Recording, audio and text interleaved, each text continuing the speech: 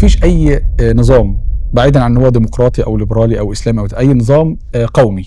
والجيش يفهم يعني ايه امن قومي، مش هو جاهل او ساذج، لا يفهم يعني ايه المسألة دي، يسمح بان يكون على حدوده دول فاشلة او ممزقة. السيسي وفق يعني معلومات ربما غير خافية الان ساهم في اسقاط نظام عمر البشير، لان هو لا يصل الى 2020 الانتخابات اللي كان المفروض عمر البشير يكون موجود فيها، وده كان توجه من الدوله المصريه ل يعني تعزيز الازمات في السودان وتاجيجها لاسقاط نظام عمر البشير. السودان بتركيبته القبليه والعرقيه بلد شديد السيوله،